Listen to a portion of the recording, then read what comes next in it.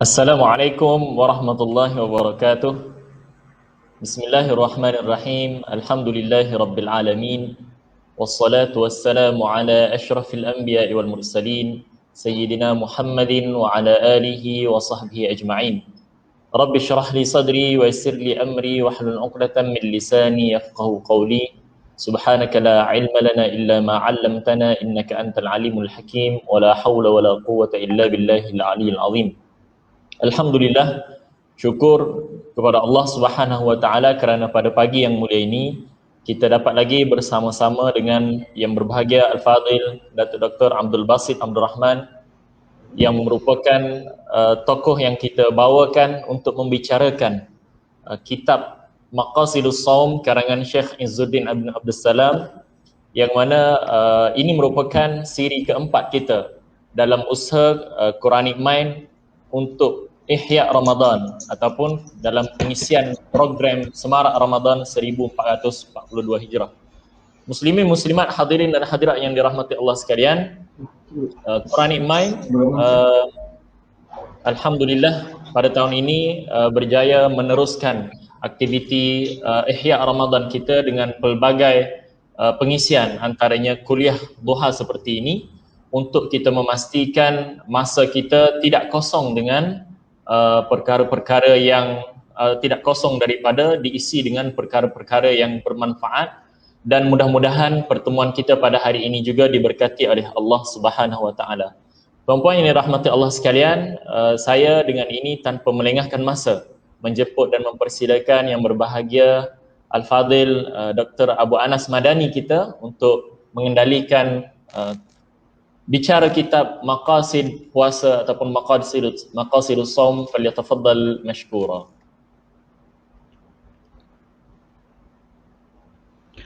Bismillahirrahmanirrahim. Alhamdulillahi rabbil alamin wassalatu wassalamu ala rasuli rabbil alamin nabiyyina wa habibina wa qudwatina Muhammad ibn Abdullah wa ala alihi wa sahbihi wa man sar ala nahjihi wa ihtada bihadihi wa istanna bisunnati ila yaumiddin, amma ba'd.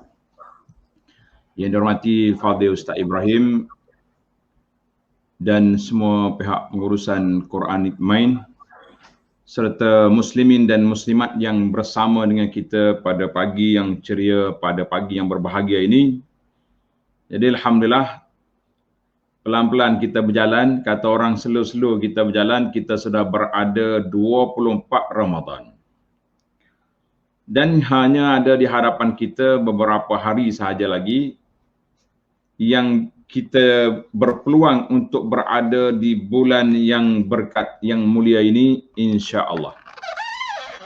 Maka dengan itu para jemaah sekalian, alhamdulillah, seperti yang telah kita bincangkan program kita ini bersama dengan sahabat-sahabat kita. Dan dalam program ini kita akan berbicara tentang sebuah kitab yang ditulis oleh imam yang masyhur. Nama dia Imam Izzuddin bin Abdul Salam As-Sulami rahimahullahu ta'ala. Kitabnya kecil, dipanggil Kutayib ataupun risalah yang kecil ini, nama dia Maqasidus Shaum. Maqasidus Shaum maknanya objektif ataupun hikmat puasa. Jadi alhamdulillah, Tuan Syekh kita rahimahullahu ta'ala telah bawa kepada kita buku yang kecil. Kita telah pun berbicara 3 siri dalam kitab kita ini, 3 siri telah kita bincangkan, dan ini adalah merupakan yang keempat, dan insya-Allah kita akan baca setakat mana yang sempat dengan masa yang ada. Dengan masa yang ada ini, setakat mana yang kita bolehlah. Kita sudah masuk ke Al-Faslus Sadis. Al-Faslus Sadis fil i'tikaf wal jud wa qiraatil Quran fi Ramadan. Maksud dianya fasal yang ke-6, i'tikaf, sifat pemurah dan bacaan Al-Quran pada dalam bulan Ramadan. Bulan Ramadan ni bulan yang kita kena banyakkan baca Quran, sebab pun dinamakan dengan Syahrul Quran. Syahrul Ramadan allazi unzila fihil Quran, bulan yang turun padanya Al-Quran. Baiklah para jemaah sekalian, kata di Syekh rahimahullahu taala, 3 perkara dalam bab yang ke-6 ini disebut pada tiga perkara: i'tikaf, bersifat murah dan baca Quran. Maknanya kita jangan ambil satu lah, kalau boleh kita kembarkan 3-3, itu yang terbaik. Yang menjadi pimpinan Nabi sallallahu alaihi wasallam, Nabi kita buat 3 perkara. Jadi kalau kita dapat satu, kita kata alhamdulillah, tapi kalau kita dapat 3-3, kita kata sangat-sangat bersyukur kita kepada Allah Azza wa Jalla dengan limpah kurnia yang dianugerahkan kepada kita pada saat ini. Kita kata alhamdulillah. Baiklah para jemaah sekalian, i'tikaf. Apa makna i'tikaf? I'tikaf ialah ziaratu Allah fi baitihi, baitin min buyutihi. Yakni i'tikaf ialah menziarahi Allah, artinya beribadat kepada Allah. I'tikaf artinya kita beribadat kepada Allah Azza wa Jalla dalam salah sebuah dari rumah-rumah Allah. Rumah Allah di sini ialah masjid. Mana kita kena i'tikaf dalam masjid. Kita i'tikaf dalam surau yang sudah diniatkan sebagai rumah ibadat kepada Allah Azza wa Jalla. Sebab uruh di tempat kita ni ada 2. Satu dia panggil masjid, satu lagi dia panggil surau. Surau. Ada satu lagi tempat nama dia musalla. Ada juga dipanggil balai sah. Saya tak pasti. Kalau orang luar daripada Kelantan, dia kenal ke tidak balai sah. Mana balai sah? Maknanya balai tempat solat. Yang kita nak di sini iaitulah i'tikaf, rumah Allah yang dibina semata-mata untuk beribadat, sama ada kita panggil masjid ataupun surau. Macam kalau di bandar besar, contohnya di Putrajaya tu, kan, Kuala Lumpur banyak surau-surau. Berapa puluh surau ada, masjid ada berapa buah saja. Itu tidak jadi masalah, termasuklah surau itu. Maknanya kita duduk di rumah Allah Azza wa Jalla dan terputus daripada segala waling qita'u ilaihi fih, dan putus daripada segala urusan dunia, semata-mata beribadat kepada Allah Azza wa Jalla. Itu makna i'tikaf. Mana kita duduk di masjid ni, jangan duduk sibuk lagi dengan benda lain. Ni ada setengah orang ni nak pergi i'tikaf tu. Ya, nak pergi i'tikaf. Tapi bawa beg besar tu apa? Oh, dia kata beg ni. Beg ni saya bawa sebab dalam ni semua ada. Alat-alat pejabat ada, alat bisnes ada, alat ada. Semua laptop ada, alat. Kita kata itu belum lagi inqita', belum lagi kita putus daripada dunia. Cuma kita tukar tempat aja, daripada rumah pergi duduk di masjid. Maknanya kalau kita nak orang ni tak tumpu lagi kepada cerita-cerita dunia, kita di hal-hal darurat, tapi kita duduk dalam masjid, kita duduk beribadat kepada Allah Azza wa Jalla. Itu nama dia i'tikaf, nama dia i'tikaf. Baik. Wa haqqul mazuri an yukrima zairahu. Ini kata Syekh, maka menjadi tanggungjawab yang diziarahi, makna tuan rumah, oleh kerana rumah ini nama dia Baitullah, rumah itu nama dia rumah Allah, masjid itu rumah Allah, maka menjadi hak tuan kepada rumah ini memuliakan orang yang datang bertandang ke rumahnya. Maknanya bila kita ni jadi ahli masjid, bermakna kita juga telah mendapat hak untuk dimuliakan oleh Allah Azza wa Jalla, sebab kita duduk di rumah Allah. Kita tak boleh nak banding dengan Allah. Laisa kamislihi syai'. Allah Ta'ala ni tidak ada sebarang bandingan, tidak ada sebarang perumpamaan.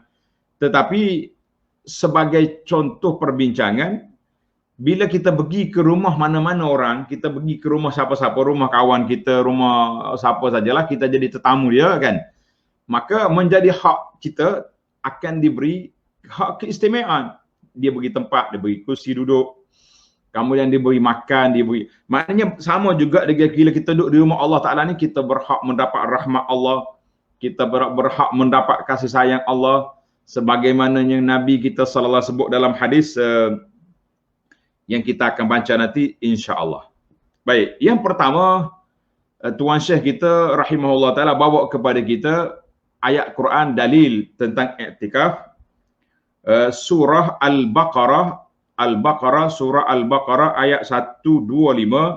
A'udzu billahi minasyaitonir rajim.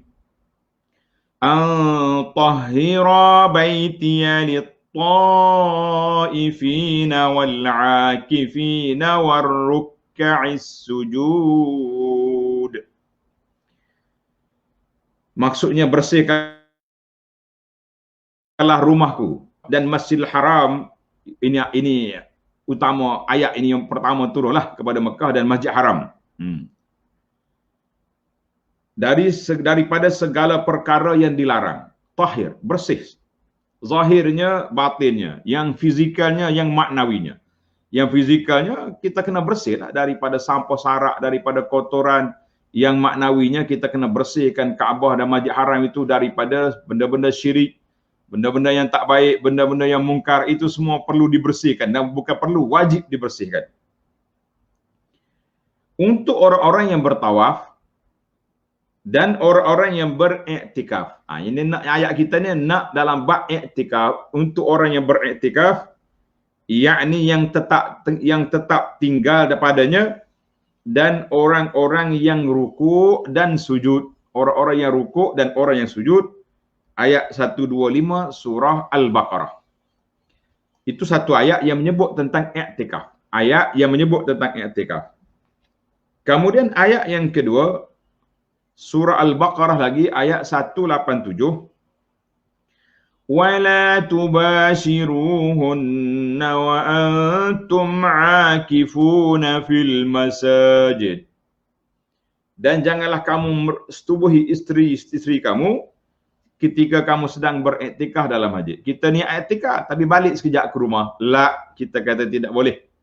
Yang bolehnya kita keluar pergi ke tandas. Kalau makanan tidak dihantar ke masjid ataupun masjid tidak benarkan kita makan, boleh kita keluar sekejap, makan, pergi ke tanda, hajat keperluan manusia. Adapun lebih daripada itulah tidak dibenarkan mengikut undang-undang i'tikaf. Mengikut undang-undang i'tikaf tidak boleh melakukan perbuatan yang demikian. Demikian juga terdapat dalam hadis sahih daripada Nabi SAW, baginda bersabda, apa Nabi kita bersabda?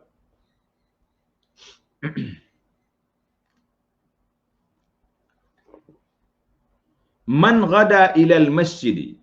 Man ghada ilal masjid. Ini hadis dia. Man ghada ilal masjid aw raha. A'adda Allahu lahu nuzulan fil jannati kullama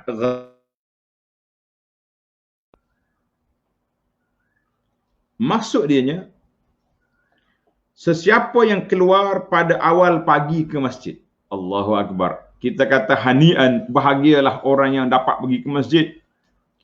Sebab ada sebahagian kita hari ni, tahun Ramadan tahun 1442 ni, dia panggil PKP beberapa kawasan. Tahun lepas, Ramadan 1441, semua sekali PKP. Tahun ni sebahagian negeri dan sebahagian daerah diisytiharkan sebagai PKP, maka mereka terkurunglah di rumah, tidak dibenarkan ke masjid ataupun dibenarkan hanya orang tertentu yang terhad saja. Baik. Sesiapa yang keluar awal ke masjid pada waktu pagi atau waktu petang, au raha, au kullama ghada au raha, pasti Allah akan menyediakan baginya nuzulan. Nuzulan min ghafurir rahim. Dalam Quran kata nuzulan min ghafurir rahim, artinya menyediakan nuzulan di surga setiap kali ia keluar pada waktu pagi dan petang. Masya Allah, tabarakallah. Maknanya setiap kali kita keluar, pergi ke masjid, Allah Ta'ala sediakan tempat untuk kita duduk dalam surga. Kita kata betapa mulianya orang-orang yang an-nuzul dengan mana ad-diyafah. Dengan mana ad-diyafah. Dan pada jemaah sekalian, itu hadis yang menyebut tentang orang yang pergi yang duduk. Habis kalau kita duduk i'tikaf dalam masjid dengan kita muraja'atul Quran, kita mudarasatul Quran seperti yang akan disebut oleh Tuan Syah nanti. Yang pertama i'tikaf, yang kedua baca Quran, dan iaitulah yang ketiga kita kena bersifat pemurah baca Quran. Maknanya 3 perkara ni kena kita lakukan pada musim ini. Dalam hadis lain Nabi kita sallallahu alaihi wasallam bersabda, majtama'a qaumun fi baitin min buyutillah. Tidak berhimpun mana-mana kaum di rumah Allah. Kita berhimpun dalam masjid. Untuk apa kita berada di sana? Ia tadarasunahu bainahum, maka mereka membaca Quran. Allahu akbar. Yatluna kitab Allah. Yang pertama, yatluna kitab Allah, kita baca Quran. Wa yatadarasunahu bainahum, kemudian mereka apa? Mereka bermuzakarah, bertadarus sama-sama kita untuk memahami isi Quran. Apa kita dapat? 4 perkara kita dapat, tuan-tuan. Tanda. Illa nazalat alaihimus sakinah. Yang pertama, ketenangan akan turun. Yang pertama apa kita dapat? Ketenangan akan kita perolehi bila kita duduk dalam rumah Allah Azza wa Jalla itu. Ketenangan kita akan dapat. Itu dia panggil yang pertama, kita akan dapat ketenangan, kan. Bila kita dapat ketenangan, yang kedua, wahaffathumul malaika, malaikat bersama dengan kita dalam majlis ilmu. Wa ghasyiathumur rahmah, rahmat melingkungi majlis kita. Wa dzakarahumullahu fi man indahu, dan Allah Taala akan sebut nama kita kepada orang yang berada dekat dengan Allah. Ini betapa pentingnya, betapa mulianya orang-orang yang mampu duduk dalam rumah Allah, baca Quran, ataupun belajar Al-Quran, ataupun muzakarah, majlis ilmu. Kita kata Masya Allah, Tabarakallah. Ini pengalaman saya lah, pengalaman kita di Madinah ataupun di Mekah. Waktu anak belajar dulu, untuk kita tengok view suasana 2 masjid besar dunia ini, Masjid Haram Mekah, Masjid Madinah, kan. Masjid Madinah waktu kami belajar, alhamdulillah, selepas solat subuh ada kuliah tafsir, kuliah hadis. Selepas asar, biasanya selepas asar kita akan belajar. Pagi kita belajar di universiti, petang kita pergi Masjid Nabi, kita belajar sampai boleh jadi dalam setengah jam, 40 minit lagi nak masuk waktu berbuka puasa, berhenti. Kemudian kita pergi cari tempat iftar, tempat berbuka puasa. Di 10 akhir, Masya Allah, syekh-syekh kita selepas solat solat tarawih, nak tunggu tahajud. Nah, mereka tarawih, kemudian dia berhenti, 20 rakaat tarawih, kemudian dia berhenti sekejap, rehat. Kalau tempat kita ni Moreh, waktu Moreh itu, syekh-syekh kita sekali lagi akan mengajar tafsir Quran, liqa' ashrul awakhir, perjumpaan 10 akhir Ramadan, yang dihadiri oleh para alim ulama dalam jalsah khasah.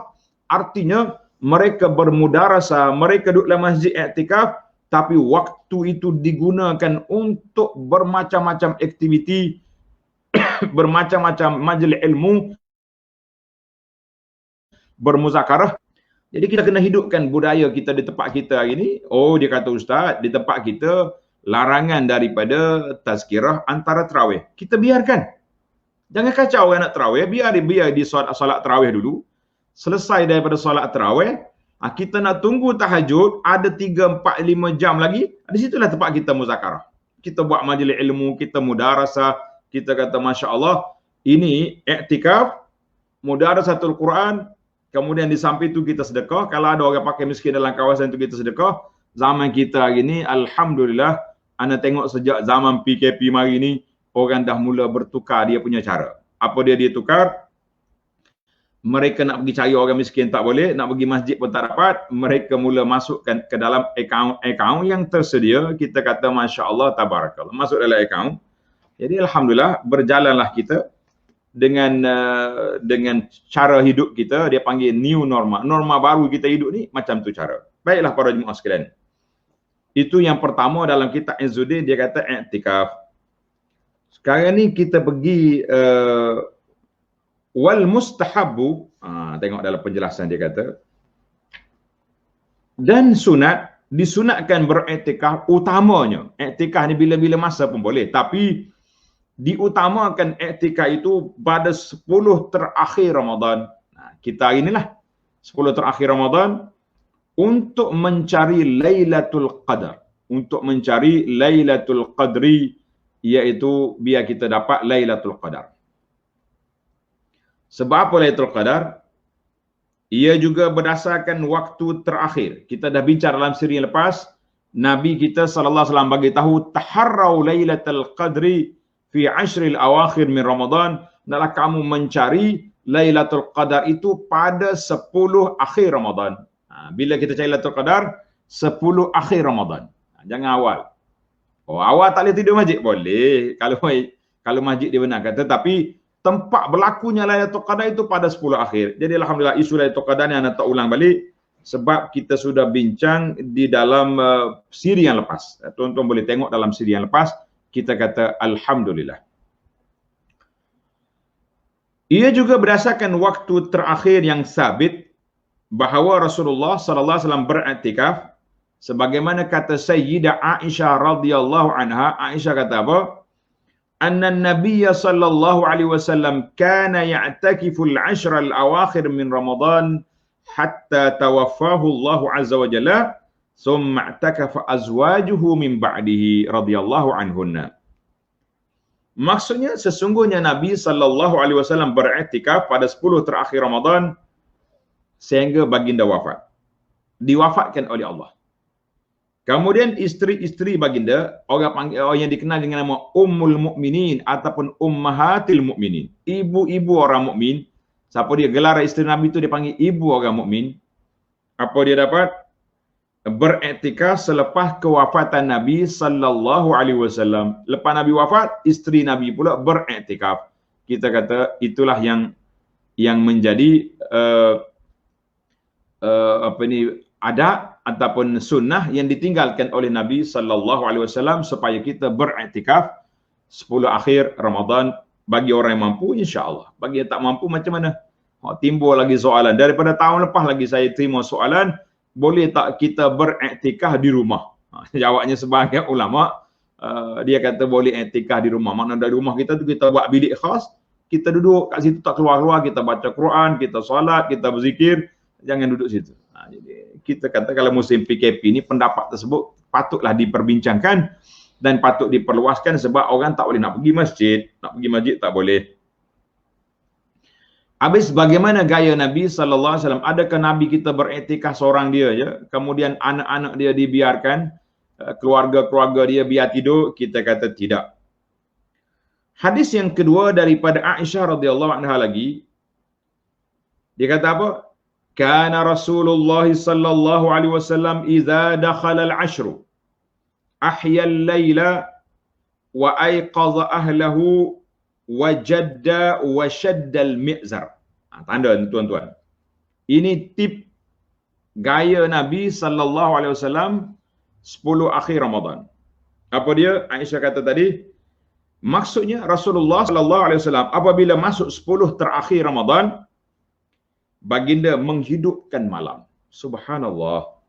Ahya al-laila. Menghidupkan malam. Di macam mana cara dia hidup malam? Adakah Nabi berdiri daripada Isya sampai subuh? Adakah Nabi hanya baca Quran saja? Adakah dia bersedekah saja? Para ulama mengatakan dicampurnya. Ada waktu Nabi kita salat, ada waktu dia baca Quran, mungkin waktu lain Nabi kita bagi nasihat, dan artinya kita boleh pelbagaikan gerak kerja kita pada malam-malam akhir Ramadan. Lebih-lebih lagi zaman kita ini, kita nak gimana tak boleh, maka kita banyakkanlah solat. Bagaimana cara? Ini ada jemaah tanya, bagaimana cara ataupun tip kita nak ihya malam-malam terakhir Ramadan? Bagaimana? Jawab dia mudah sangat-sangat. Apa yang mudah ni? Ustaz cakap je mudah kan? Tapi payah juga. Kita kata taklah payah sangat. Yang payah ni kalau kita buat payah je. Sebenarnya kalau kita buat tak payah, jadi mudah. Sebab itulah kita atas dunia ni jangan menyusah-nyusahkan sesuatu yang Allah Ta'ala permudahkan untuk kita.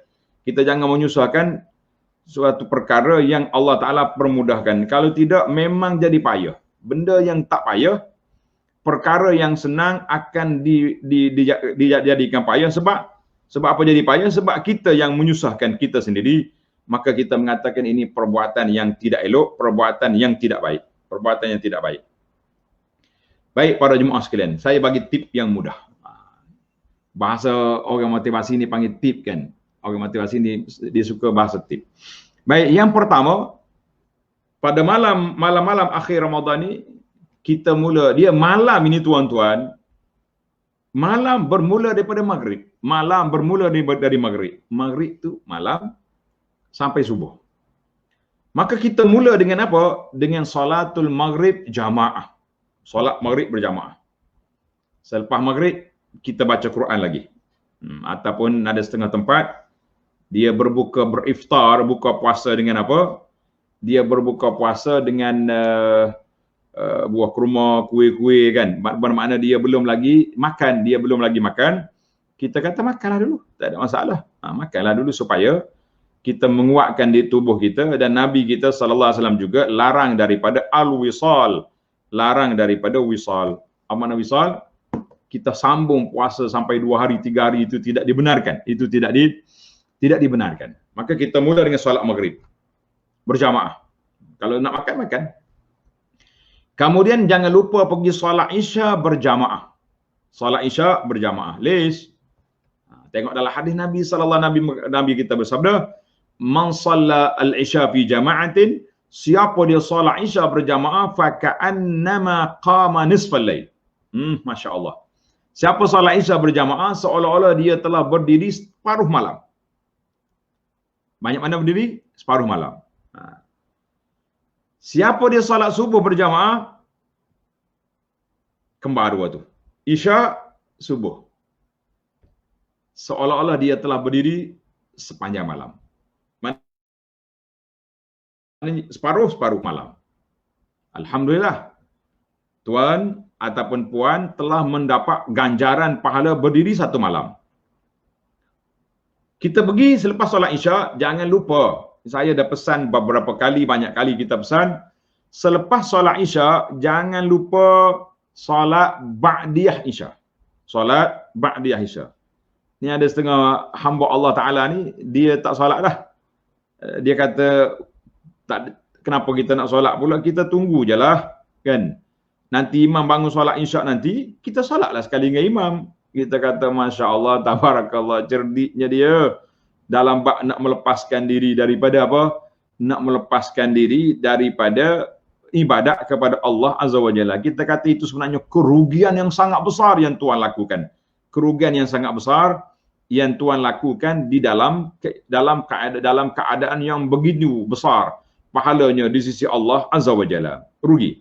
Maka kita kata solat ba'diyah isya itu package 12 rakaat yang telah kita belajar dalam siri yang lain, iaitu solat sunat qabliyah dan ba'diyah muakkadah. Siapa dia jaga 12 rakaat ini, 2 sebelum subuh, 4 sebelum zuhur, 2 selepas zuhur, 2 selepas maghrib, 2 selepas isya, apa kita dapat? Nascaya Allah bina apa? Sebuah mahligai dalam syurga. Tuan-tuan dan puan-puan, nak ke tak nak mahligai dalam syurga? Nak. Kalau nak, buat. Itu je. Kita nak cakap banyak pun tak guna, cakap tak banyak pun tak guna juga, kan? Yang penting bagi kitanya, usah cakap sana sini. Yang penting bagi kita, lakukan 12 rakaat.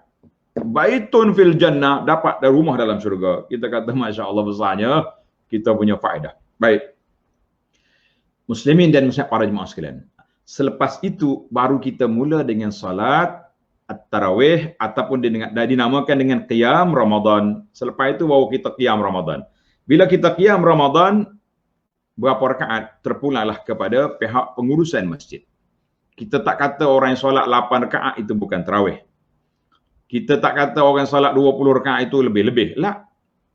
Buatlah sekadar ikhlas takat kemampuan kita.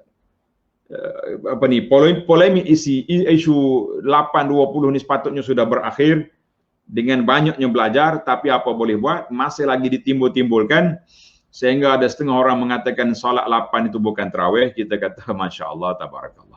Jadi kita tak panjangkan di sini. Yang pentingnya, yang saya nak motivasikan, tuan-tuan tengok dalam risalah yang saya usahakan, ada beberapa risalah. Di antara risalah yang kita sebut iaitulah tentang kempen solat tarawih, jangan lari tengah jalan.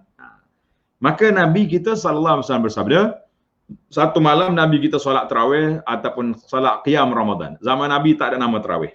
Kalau orang kata Nabi solat tarawih itu nama yang diberi kemudian.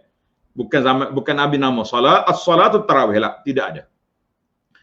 Maka Rasulullah SAW solat sampai setengah malam. Kalau tempat kita sampai setengah malam, cukup dah tu dah. Rasa nak lari dah. Tapi berbeza dengan para sahabat radhiyallahu anhum wa ardahum. Sahabat ni lain dia punya persepsi, tuan-tuan dan puan-puan.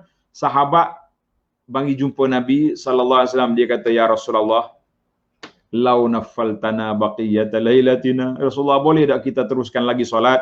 Sekarang ni kalau balik pun lambat lagi nak sahur.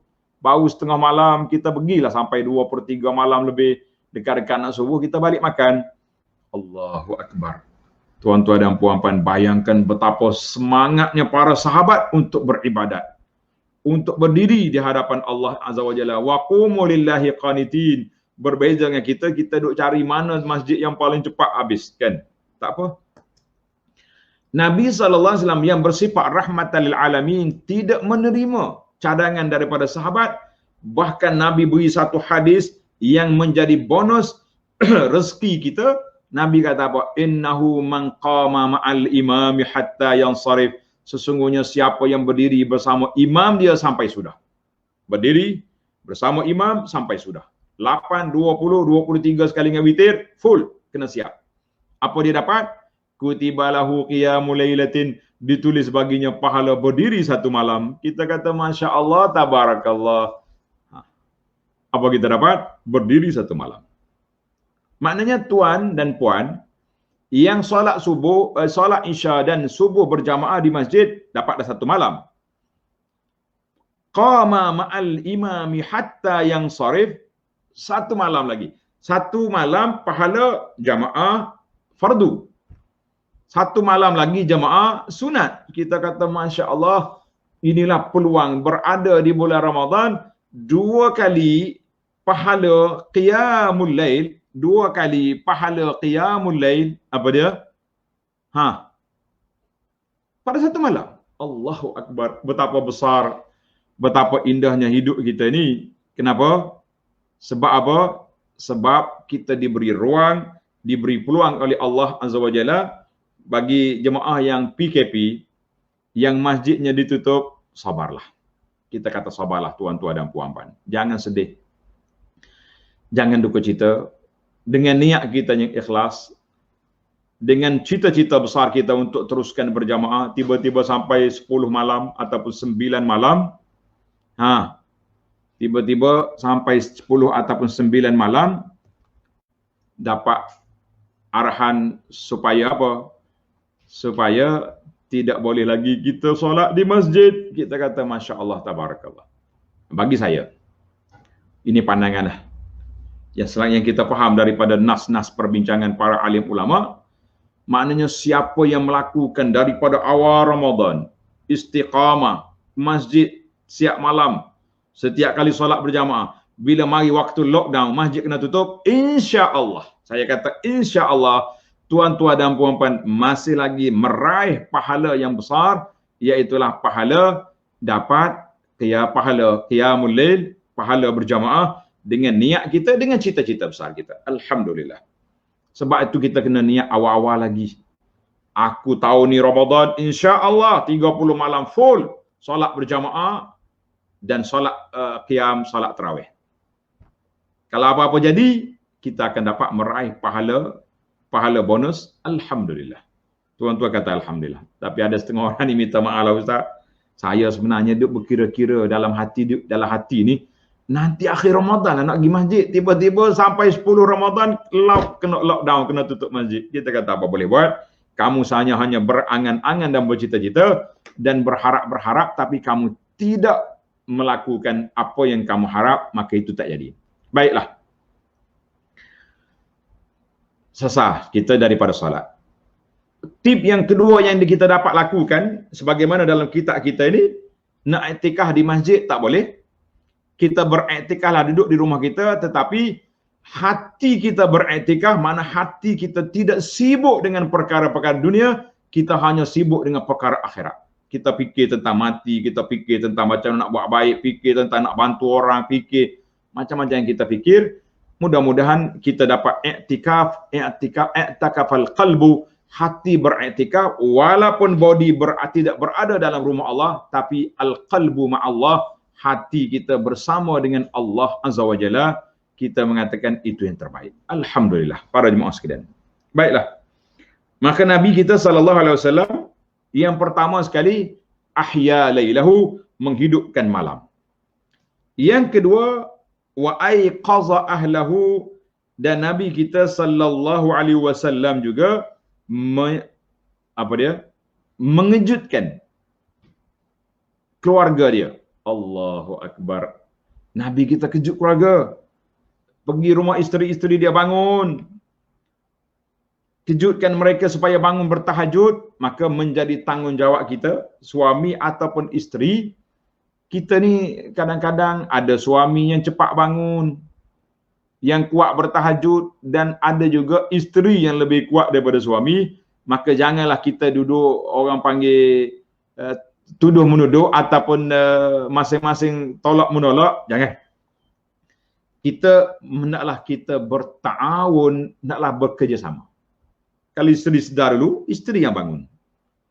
Kan dalam hadis Nabi sallallahu alaihi wasallam, Nabi kita bersabda, rahimallahu mra'an, Allah Ta'ala bagi rahmat kepada mana-mana suami yang dia sedar bangun bertahajud, kemudian dia kejutkan isterinya.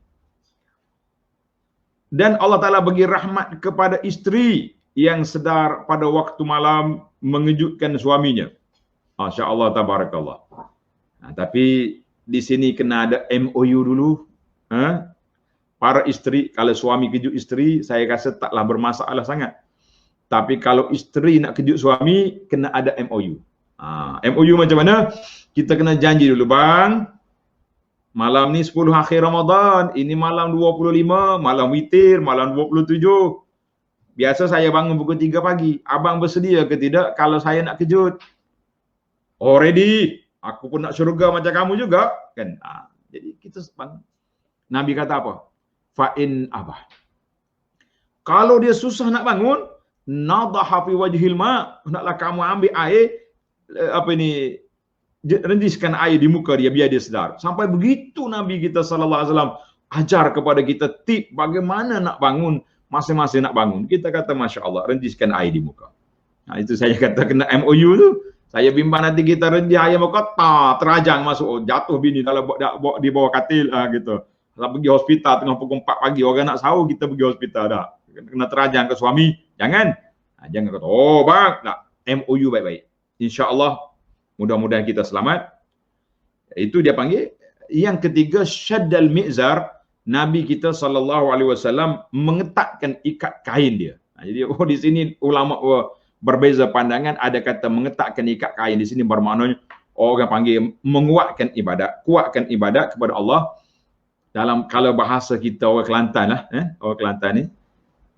Dia panggil bercawak kotel. Moderator boleh tulis sikit bercawak kotel kat bawah tu. Kemudian tulis terjemahan dia, maknanya cawak kotel ni mana kita ikat kain kemah-kemah. Kalau kita nak lari pecuk maraton, tak tercabut kita punya kain. Kan orang kampung ni suka pakai kain sarung tu. Cawak kotel tu dia ikat kain dia supaya tak cabut. Artinya dalam hadis ini syaddal mi'zar, Nabi kita sallallahu alaihi wasallam kemaskan, ikatkan kain dia dengan makna apa? Dengan makna kuat al-jidd fil ibadati wat tasmir. Nabi kata sungguh-sungguh beribadat dan kuat beribadat. Ada ulama kata kinayatun antar kilistimta' bin nisa. Ada juga yang mengatakan Nabi kita tak duduk lagi dengan isteri-isteri dia. Masing-masing i'tikaf, tidak ada lagi duduk dengan isteri. Itu yang disebut oleh para ulama Islam. Baiklah para jemaah sekalian, itu tentang i'tikaf. Hari ini kita tak mampu nak i'tikaf di mana? Aku nak i'tikaf di masjid, kita i'tikaflah di rumah kita bagi orang yang tak mampu pergi masjid. Yang mampu, yang diberi kebenaran, keizinan oleh pemerintah, teruskanlah. Kita kata alhamdulillah. Baiklah, hadis yang terakhir dalam bab i'tikaf, satu lagi hadis yang dibawa oleh Syekh Izzuddin. Kana Rasulullah sallallahu alaihi wasallam yajtahidu fil ashril awakhir ma la yajtahidu fi ghairihi. Maksudnya Rasulullah sallallahu alaihi wasallam bersungguh-sungguh dalam beribadat pada 10 malam terakhir tidak seperti mana malam-malam yang lain. Jadi malam yang lain tu sungguh dah, tapi hak ni lebih kuat lagi.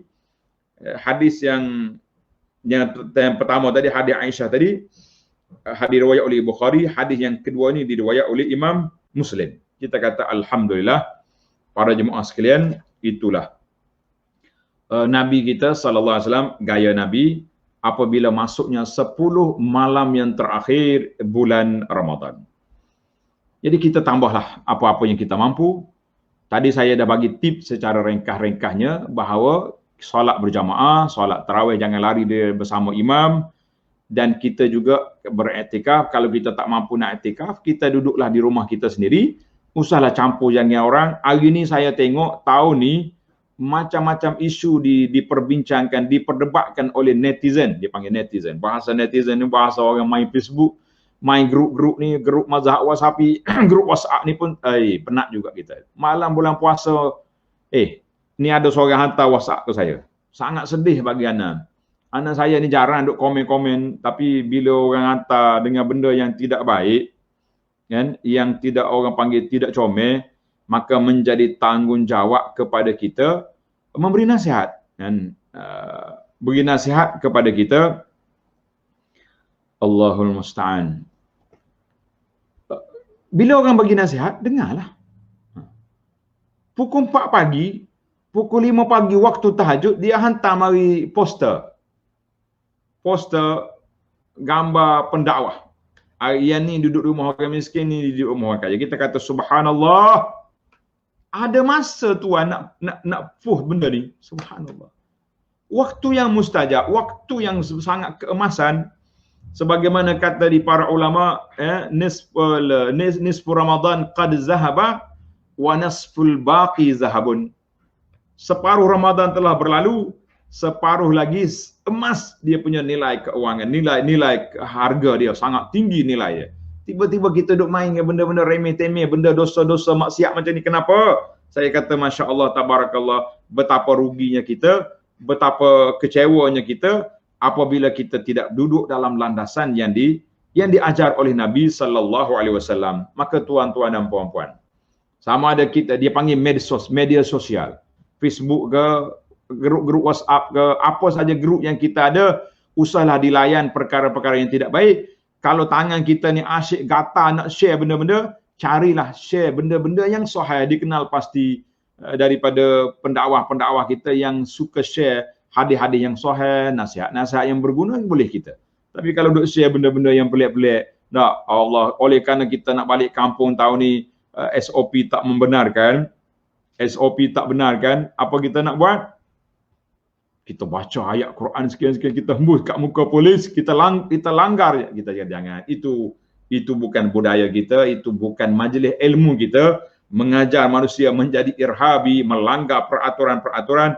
Kita kata tidak sama sekali. Jadi para jemaah sekalian, marilah kita hidupkan malam kita ni dengan pelbagai perkara yang berfaedah, insya-Allah. Kemudian satu lagi yang kita nak ihya Ramadan kita ini, iaitu sifat pemurah, dan juga membaca Quran. Tuan Syekh kita rahimahullah taala, dia letak sekali. Apa dia letak sekali? Iaitu sifat pemurah, dia panggil al-jud ataupun ikthar, yustahabul ikthar min tilawatil Quran. Kita disunatkan banyak membaca Quran bila pada bulan ini. Pada bulan ini kita kena sunat baca Quran. Disunatkan membanyakkan membaca Al-Quran serta menjadi pemurah pada bulan ini, bulan Ramadan. Dua-dua sekali. Dia panggil al-jud wal ifdal. Baca Quran banyak, bersifat pemurah.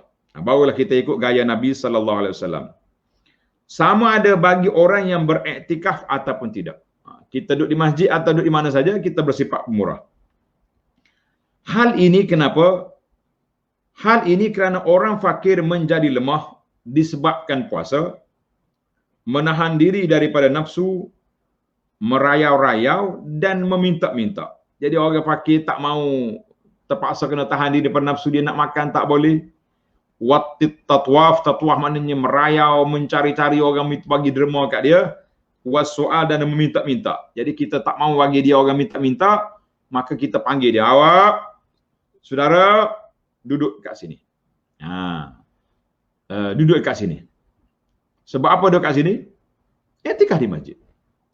Apa saya nak makan? Makan kami sediakan. Makan kita sediakan. Alhamdulillah. Dan sudah ada makanannya, sudah ada minumannya, iftar pun ada, sahur pun ada. Kita kata Masya Allah, Tabarakallah. Nah, itu sebab. Hadis yang dikeluar oleh Imam Bukhari dan Muslim, hadis yang sahih dikeluar oleh Imam Bukhari dan Muslim daripada Ibnu Abbas radhiyallahu anhuma, kana an-nabiy sallallahu alaihi wasallam ajwadun nas. Allah, kana an-nabiy sallallahu alaihi wasallam ajwadan nas. Adalah Nabi sallallahu alaihi wasallam orang yang paling pemurah. Orang yang paling pemurah. Bila? Wa kana ajwadu ma yakunu fi Ramadan hina yalqahu Jibril. Yang pertama tadi ajwadan nas, wa kana ajwadu ma yakunu fi Ramadan. Baginda paling pemurah dalam bulan Ramadan iaitu ketika Sayyidina Jibril alaihissalam bertemu dengan Nabi. Jibril datang turun dari langit semata-mata mari datang jumpa Nabi sallallahu alaihi wasallam. Wa kana Jibril alaihissalam yalqahu fi kulli laylatin fi Ramadan hatta yansalikha. Allah ya'ridu alaihi Nabi sallallahu alaihi Quran. Jibril datang bertemu Nabi sallallahu alaihi wasallam pada setiap malam Ramadan sehingga ke akhirnya. Awal sampai akhir Ramadan. Dia buat apa? Nabi sallallahu alaihi wasallam membaca kepadanya Al-Quran. Nabi baca Al-Quran. Maka kata di Al-Imam Ibn Hajar maksudnya secara bertadarus. Seperti dalam riwayat Bukhari lain ataupun qala jadi Nabi kita bertadarus dengan Jibril alaihissalam. Jibril mari, Nabi baca, bentangkan, Jibril dengar. Apa-apa yang telah diwahyukan, ayat-ayat yang telah diturunkan, maka dibaca daripada awal. Masya-Allah, tabarakallah. Baik. Fa iza laqiyahu Jibril, tengok. Kana ajwada bil khairi min ar-rihil mursalah. Allahu akbar.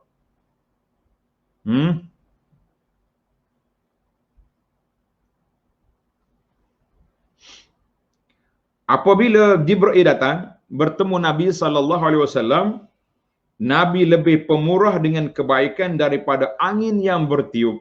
Allahu akbar. Rihal mursalah, mana angin yang kuat, yang laju, itu dipanggil mursalah. Maka di sini menunjukkan kepada kita baca Quran, tangan infak laju sekali. Jangan pula kita, bila kita baca Quran, orang mari minta derma, tak keluar-keluar, tak terbuka tangan kita. Kita kata, lah, itu bukan gaya Nabi sallallahu alaihi wasallam. Gaya Nabi, Quran baca, lagi mudara satu Quran, lagi dia punya kencang, dia punya infak. Kita kata Masya Allah, Tabarakallah. Maka para jemaah sekalian, kata di syarah dia, rihil mursalah, angin yang bertiup adalah dari segi memberi kepada umum sangat cepat. Maknanya laju sekali macam angin. Kita punya derma infak kita. Itu yang pertama sekali kita kena baca Quran. Hidup ulama salafus salih baca Quran banyak pada bulan Ramadan.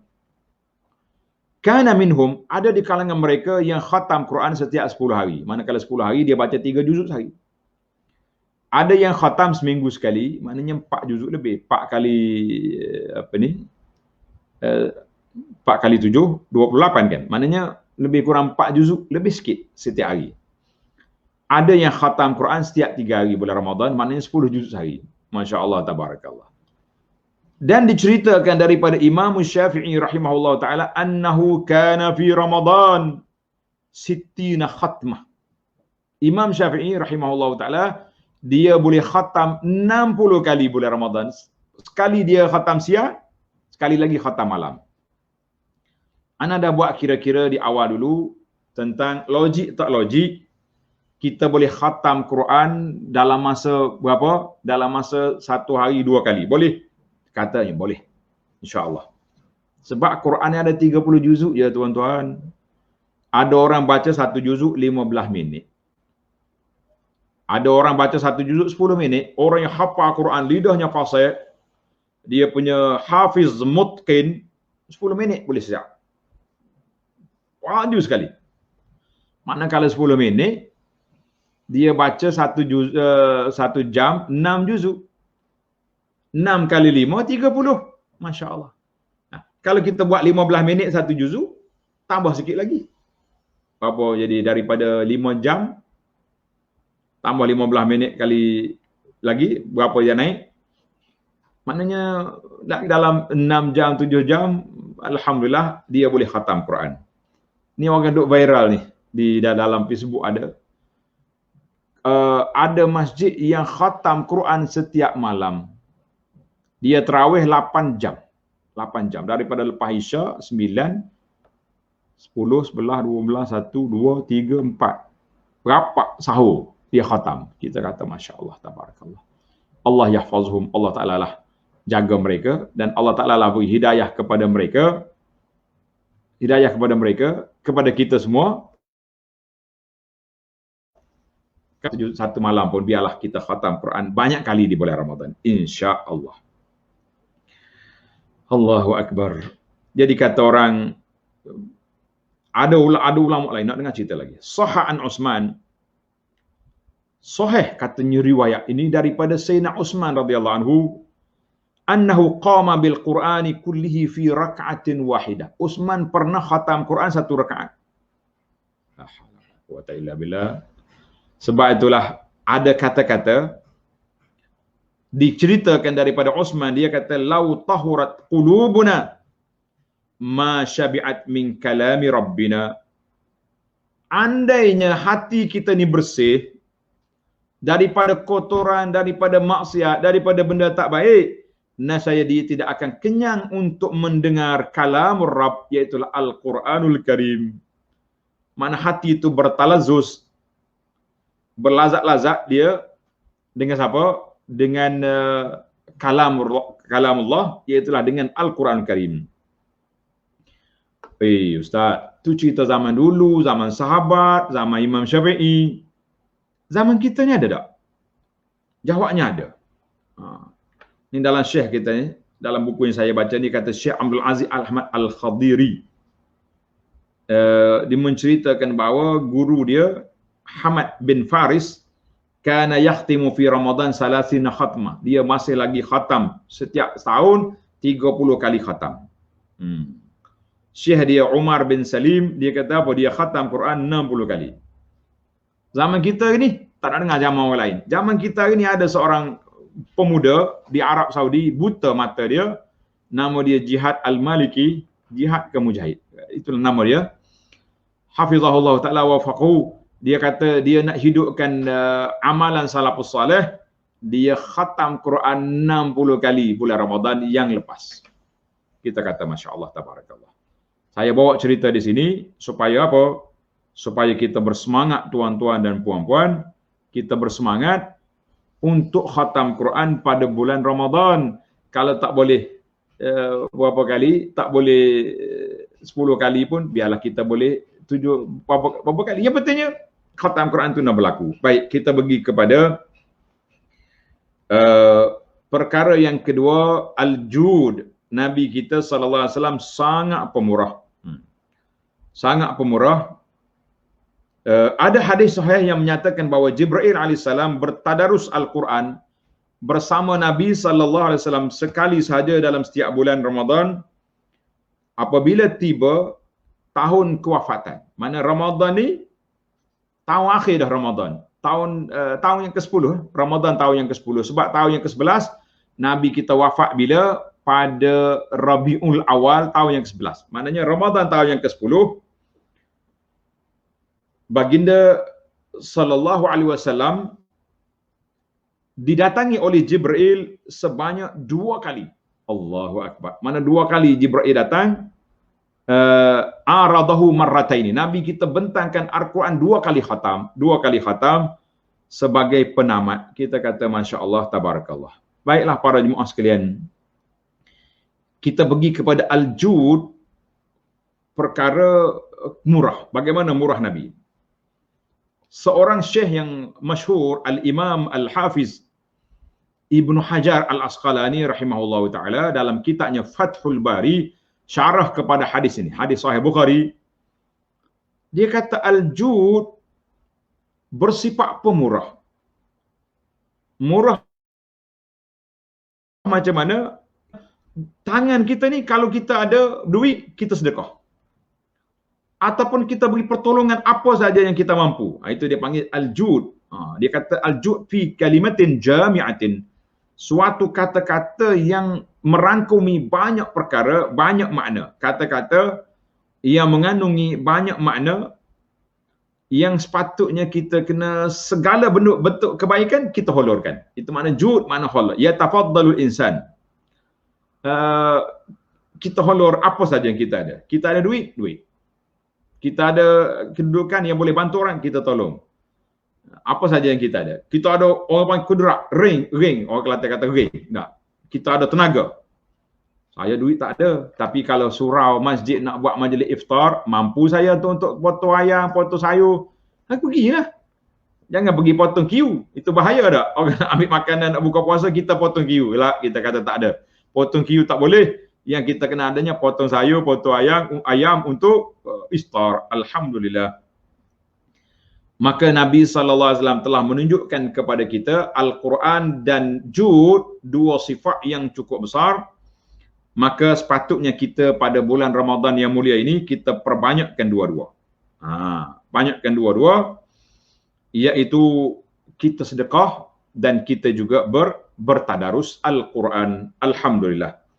Saya kata kepada tuan-tuan dan puan-puan, walaupun musim kita hari ini musim apa? Musim PKP lah sebahagian tempat, nak pergi masjid tak boleh. Tapi Alhamdulillah, tuan-tuan ada nombor-nombor akaun, ada setengah orang buat poster siap dah.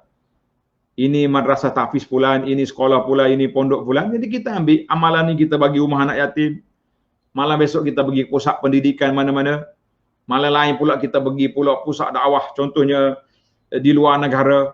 Malam besok pula kita derma untuk Quranic Mind yang telah menyediakan pelbagai-bagai ada. Tuan-tuan boleh tengok di Facebook dia tu. Ya, ada jamuan, ada bantuan, dia panggil kit Ramadan, ada kelas Quran. Malam besok kita cari. Kita kata Masya Allah, Tabarakallah, para jemaah sekalian. Peluang yang ada ini, Alhamdulillah. Kalau dulu susah kita, terpaksa kena travel, mengembara, pergi cari di mana ke tempat orang miskin, di mana tempat hari ini, Alhamdulillah.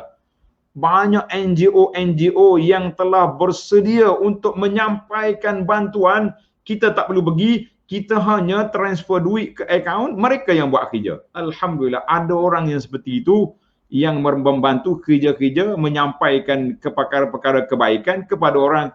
Kita kata jazahumullahu khairah, Allah Ta'ala lah balas kebaikan kepada mereka. Baiklah para jemaah sekalian, tamatlah kita bab yang ke-6. Kita ada lagi lah bab yang ke-7, bab yang ke-8, yang ke-9, semuanya tentang puasa-puasa sunat. Puasa-puasa sunat yang patut kita lakukan bila selepas Ramadan nanti, dan bab yang ke-10, hari-hari yang dilarang berpuasa. Takut tuan-tuan kata, kenapa break sekat bab 6 je tu? Bab 7-nya apa? Bab 7-nya puasa 6 Syawal. Jadi kita ingatlah, selepas kita raya nanti, jangan lupa kita puasa 6 hari bulan Syawal. Sebab sabda Nabi sallallahu alaihi wasallam, man shama Ramadan thumma atba'ahu bi sittin min Syawal kana kasiyamid dahri. Siapa berpuasa pada bulan Ramadan kemudian diikuti dengan 6 hari bulan Syawal, maka dia dikira puasa sepanjang tahun. Sebulan 30 kali 10, 300 hari. tambah dengan 6 hari lagi, 6 kali 10, 60 mana 360 hari. Seolah-olah kita meraih pahala puasa setahun. Jadi kena puasalah tuan-tuan dan puan-puan semua. Jadi insya-Allah bab 7, 8, 9, 10 ini bab tentang puasa sunat kita akan baca nanti, ambil peluang baca kita ini di selepas Ramadan nanti insya-Allah. Jadi setakat itu dululah untuk hari ini. Terima kasihlah kepada saudara Ibrahim Ibrahim Hussein Ibrahim, moderator kita, dan juga tim Quranic Mind, dan semua sahabat-sahabat kita yang berusaha untuk menyampaikan maklumat, dan juga tim Abu Anas Madani Dar Taibah yang berusaha untuk menyampaikan maklumat-maklumat yang baik, motivasi-motivasi keimanan kepada para jemaah sekalian. Mudah-mudahan Ramadan kita ini tahun yang terbaik, tahun depan yang terbaik, semua Ramadan kita yang terbaik insya-Allah. Semua Ramadan kita terbaik insya-Allah. Dan kita berdoa kepada Allah Azza wa Jalla. Bismillahirrahmanirrahim. Alhamdulillahirabbil alamin. Wassalatu wassalamu ala nabiyyina Muhammad wa ala alihi washabihi ajma'in. Ya Allah, ya Tuhan kami, terimalah segala amal kebaikan yang kami lakukan pada bulan ini dan semua masa yang kami lakukan. Amin. Daripada solat kita, qiyam kita, puasa kita, baca Quran dan sedekah yang kami lakukan itu, ya Rabbal Alamin, ya Arhamar Rahimin. Amin. Ya Allah, jadikan kami, dua ibu bapa kami, orang-orang yang kami sayangi, termasuk dalam senarai orang yang bebas dari neraka, orang yang tidak disentuh dari neraka, orang yang tidak dibawa ke neraka, ya Arhamar Rahimin. Ya Allah, kabulkanlah segala kebaikan. Ya Allah, kami juga memohon padamu pada saat Ramadan yang berkat ini, supaya engkau angkatkan bencana COVID ini daripada negeri kita, daripada negara kita, daripada qaryah kita, daripada keluarga kita dan semua orang-orang yang kita sayangi, ya Rabbal Alamin, ya Arhamar Rahimin. Allahumma waffiqna liqiyami lailatul qadri. Ya Allah, taufikkan kami supaya dapat kami berdiri melakukan ibadat sebaik mungkin pada malam Lailatul Qadar, ya Arhamar Rahimin. Allahumma a'id alaina Ramadan a'waman adidah wa nahnu fi sihatin wa afiyatin. Ya Allah, rezekikan kami dapat lagi bertemu dengan Ramadan pada tahun-tahun yang akan datang dalam keadaan kami sihat wal afiat, dalam keadaan kami selamat sejahtera, dapat melakukan ibadat sebaik mungkin kepadamu, ya Arhamar Rahimin. Rabbana atina fid dunya hasanah wa fil akhirati hasanatan wa qina azabannar. Wa sallallahu wa sallama wa barak ala Muhammad wa ala alihi wa sahbihi ajma'in. Walhamdulillahi rabbil alamin. Wassalamualaikum warahmatullahi wabarakatuh.